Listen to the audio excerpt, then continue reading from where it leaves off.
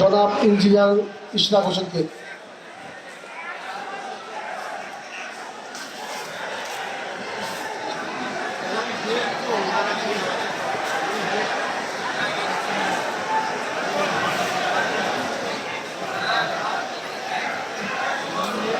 বিসমিল্লাহির রহমানির রহিম।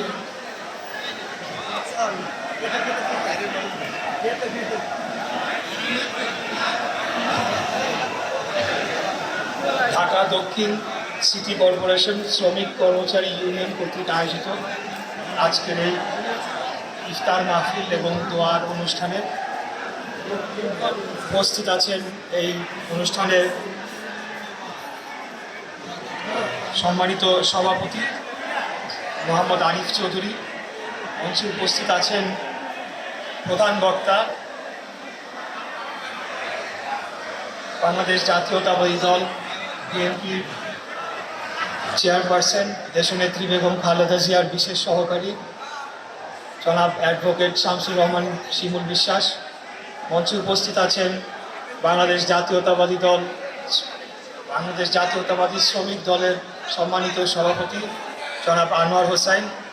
উপস্থিত আছেন ঢাকা দক্ষিণ সিটি কর্পোরেশনের chief officer doctor Zillur Rahman এবং আপনাদের সচিব সাহেব সহ উপস্থিত সামনে শ্রমিক কর্মচারী ইউনিয়নের নেতৃবৃন্দ, সকল পর্যায়ের নেতৃবৃন্দ, শ্রমিক দলের নেতৃবৃন্দ, আসসালামু আলাইকুম। প্রিয় নেতৃবৃন্দ এবং ভাইয়েরা, যেহেতু ইফতারের সময় চলে আসছে এবং আমাদের প্রধান বক্তা ওনার বক্তব্য আমরা শুনব, তাই আমি দীর্ঘ বক্তব্য করব না। আমি সংক্ষিপ্ত একটি কথা বলে আপনাদের আজ আমার বক্তব্য বলতে চাই। প্রথমে আমি আসন্ন ঈদ উপলক্ষে সবাইকে ঈদের অগ্রিম শুভেচ্ছা জানাচ্ছি এবং শ্রমিক কর্মচারী ইউনিয়নের মাধ্যমে আমি আপনাদেরকে অনুরোধ জানাচ্ছি যে আমাদের যারা নগরবাসী যারা রয়েছেন তাদের যে সেবা এই ঈদের ছুটিতে যাতে আমরা ভালোভাবে আপনারা দিতে পারেন, সেটার জন্য আপনারা সচেষ্ট থাকবেন। এটার জন্য আমাদের সকল পর্যায়ের সিটি কর্পোরেশনের যারা কর্মীরা রয়েছেন, পরিচ্ছন্ন কর্মীরা রয়েছেন এবং অন্যান্য ডিপার্টমেন্টে যারা কাজ করছেন, ঈদের ছুটিতে আমরা সবাই ছুটি কাটাতে চাই, পরিবারের সাথে সময় কাটাতে চাই। এর মধ্যেও যারা সিটি কর্পোরেশনের যারা আপনারা অতন্ত্র প্রহরী রয়েছেন, এই নগরীর বিভিন্ন সেবা আপনারা প্রদান করে রাখেন, এই নগরীর দায়িত্ব কিন্তু আপনাদের উপরে। অর্থাৎ আপনারা নগরের যে সেবাগুলো প্রদান করার জন্য সচেষ্ট থাকবেন, এটা অনুরোধ জানাচ্ছি। আরেকটি বিষয় বলতে চাই যে আমরা আজকে ইদানিং একটি কথা শুনতে পাচ্ছি যে দক্ষিণ সিটি উত্তর সিটিতে কাউন্সিলর পদে প্রশাসক নিয়োগ দেওয়া হবে। তো এই বিষয়ে আমি যতটুকু জানি আমাদের প্রধান বক্তা ওনারা পার্টির সিদ্ধান্ত আরও স্পষ্টভাবে ভবিষ্যতে তুলে ধরবেন।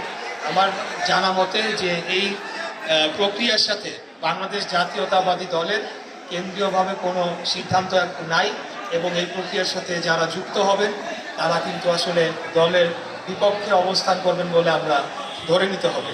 এই কথাটি বলার উদ্দেশ্য কারণ বিভিন্ন সময় বিভিন্ন জায়গায় দলের নাম ব্যবহার করা হচ্ছে এবং এই প্রক্রিয়ার সাথে যুক্ত থাকার একটা প্রচেষ্টা অনেকে হয়তো বা প্রলোভনে করেন বা না জেনে করতে পারেন।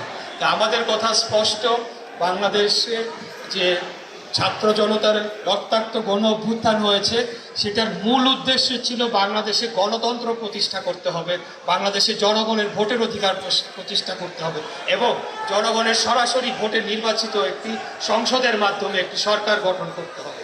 তো সেই উদ্দেশ্য থেকে আমরা একটু বিন্দুমাত্র সরে যাই নাই। আমরা মনে করি এই ধরনের প্রক্রিয়া বাংলাদেশে গণতন্ত্র এবং বাংলাদেশে আগামী নির্বাচনকে পেছানোর একটি চক্রান্ত হতে পারে। তো এই চক্রান্ত রুখে দেওয়ার জন্য আমি আপনাদের অনুরোধ জানাবো, আপনারাও এটার বিরুদ্ধে থাকবেন। আমরাও যারা রাজনীতি করি, আমরা যারা নগরবাসী রয়েছি, আমরা বাংলাদেশে একটি জাতীয় নির্বাচনের জন্য যা যা করণীয় আগামী দিনে আমরা খুব গণতান্ত্রিক উপায়ে আমাদের দাবিগুলো জানিয়ে আসছি। আমাদের মাঝে আমাদের প্রধান বক্তা আছেন, উনি আরও বলবেন যে আমরা কিন্তু বর্তমান সরকারকে সর্বোচ্চ সহযোগিতা করেছি। 5 তারিখে যখন খুনি হাসিনা পালিয়ে যায়, এরপরে 14 দিন কোনো পুলিশ প্রশাসন ছিল না। আমরা আমাদের নেতা দেশ নায়ক তারেক রহমানের নির্দেশে আমরা পালা করে এই শহরকে পাহারা দিয়েছি। প্রত্যেকটা ওয়ার্ডে আমরা বিএনপি, ছাত্রদল, যুবদল, স্বেচ্ছাসেবক দল, শ্রমিক দল, কৃষক দল, আমরা সব নগরীকে নিরাপত্তা দিয়েছি। নগরীর যে জনগণের জানমালের নিরাপত্তা নিশ্চিত করেছি, পরবর্তীতে পুলিশ প্রশাসনকে আমরা থানায় থানায় গিয়ে বসিয়ে দিয়ে এসেছি। অতএব আমরা যে জনগণের পক্ষে রয়েছি, জনগণের অধিকারের জন্য কাজ করছি, এই শহরের জন্য কাজ করছি, এটা আমাদের নতুন করে প্রমাণ করার দরকার নাই। আমরা আগামী দিনেও আবার জনগণের অধিকার প্রতিষ্ঠার জন্য যদি প্রয়োজনে রাজপথে নামতে হয়, একটি নির্বাচনের জন্য যদি আমাদেরকে আন্দোলন করতে হয়, তাহলে আমরা সেটা করার জন্য প্রস্তুত রয়েছি।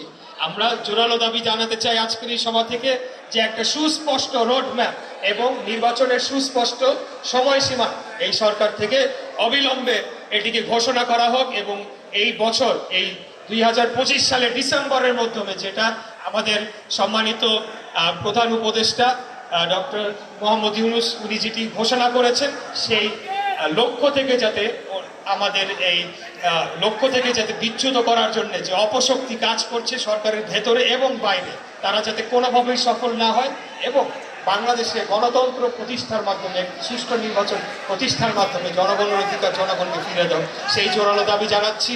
আজকে সংস্কার করা হচ্ছে। আমি মনে করি যে প্রথম যে সংস্কারটা হওয়া উচিত, 1 নম্বর প্রায়োরিটি, সেটা হচ্ছে একটি সুষ্ঠু, সঠিক, অবাধ, নিরপেক্ষ, গ্রহণযোগ্য জাতীয় নির্বাচন হবে বাংলাদেশের সংস্কারের অগ্রযাত্রার প্রথম সংস্কার, যেটি অবিলম্বে হওয়া উচিত, যার মাধ্যমে জনগণের সরকার প্রতিষ্ঠা হবে এবং জনগণের ম্যান্ডেট নিয়ে দীর্ঘমেয়াদে যে সকল সংস্কার প্রয়োজনীয় সেগুলা আগামীতে একটি নির্বাচিত সরকার করতে পারবে। তার বক্তব্য দীর্ঘায়িত করব না, হাতের সময় কম, আমরা প্রধান বক্তার বক্তব্য শুনবো। আমি আপনাদের সকলকে আবার ঈদের অগ্রিম শুভেচ্ছা জানিয়ে আমার বক্তব্য শেষ করছি। খোদাফেজ।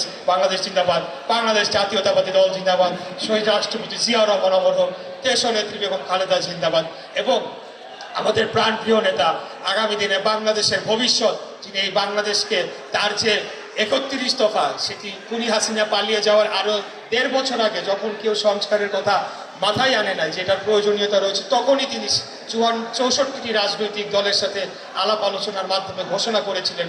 ওনার যে দূরদর্শিতা, সেটির মাধ্যমে আমি মনে করি বাংলাদেশের সকল যে সমস্যা সেটির সমাধান হবে, এবং বাংলাদেশকে দীর্ঘমেয়াদে একটি উন্নত এবং গণতান্ত্রিক রাষ্ট্রে আমরা পরিণত করব। সেই মহান নেতা দেশনায়ক জনাব তারেক রহমান জিন্দাবাদ, জিন্দাবাদ, জিন্দাবাদ।